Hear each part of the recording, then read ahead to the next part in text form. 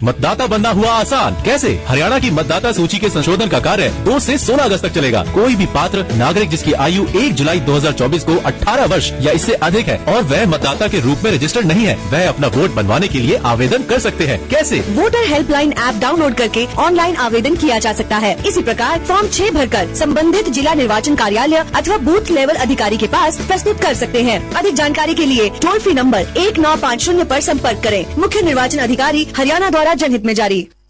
नमस्कार, ये आकाशवाणी चंडीगढ़ है। अब आप प्रतीका से प्रादेशिक समाचार सुनिए। हरियाणा मंत्रिमंडल ने दूसरे राष्ट्रीय न्यायिक वेतन आयोग के अनुसार राज्य सरकार के 2016 से पहले और 2016 के बाद सेवानिवृत्त न्यायिक अधिकारियों की पेंशन और पारिवारिक पेंशन में संशोधन को स्वीकृति दी है। संशोधन के अनुसार अब 2016 से पहले सेवानिवृत्त न्यायिक अधिकारियों के लिए मौजूदा मूल पेंशन या पारिवारिक पेंशन को 2.81 के कारक से गुणा करके संशोधित किया जाएगा।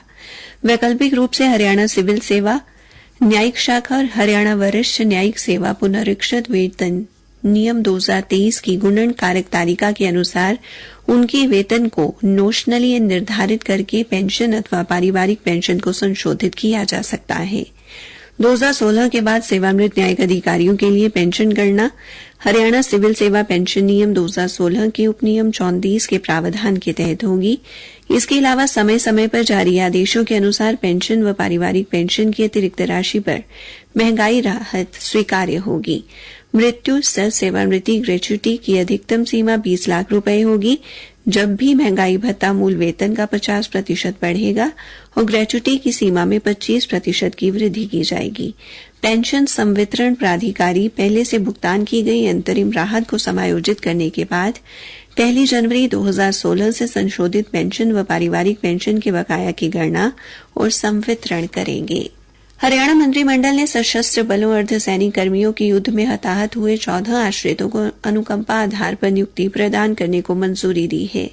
सरकारी प्रवक्ता ने बताया कि हालांकि नीति के तहत वो नौकरी लेने के लिए पात्र थे, लेकिन हरियाणा सरकार की अनुकंपा नीति से अनभिज्ञ होने या उस समय नाबालिग होने के कारण उन्होंने 3 साल की समय सीमा के भीतर अनुकंपा नियुक्ति के लिए आवेदन नहीं किया। इसलिए ये नियुक्तियां नीति में समय सीमा में छूट देकर की जा रही हैं। प्रवक्ता ने बताया कि इन 14 आश्रितों में से 2 को समूह ख और 12 को समूह ग पदों पर नियुक्ति दी गई है।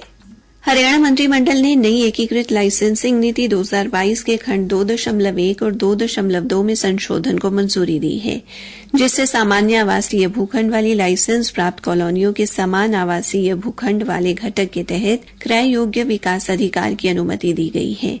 इस संशोधन से नई नीति के अनुसार कॉलोनियों और सामान्य आवासीय भूखंड वाली कॉलोनियों के बीच समानता लाने के उद्देश्य से क्रय योग्य विकास अधिकार के माध्यम से अतिरिक्त फ्लोर एरिया अनुपात के आवंटन की अनुमति दी जाएगी।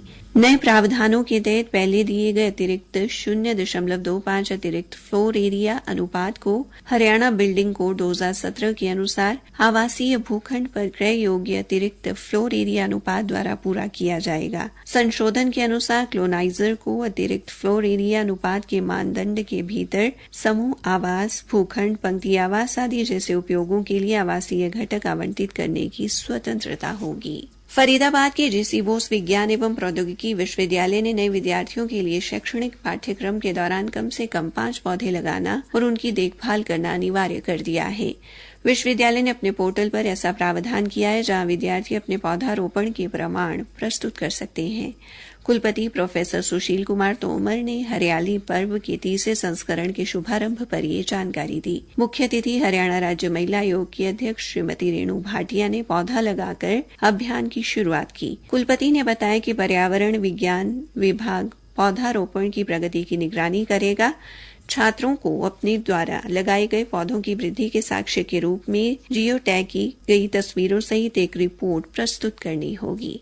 इसी के साथ ये समाचार बुलेटिन समाप्त हुआ।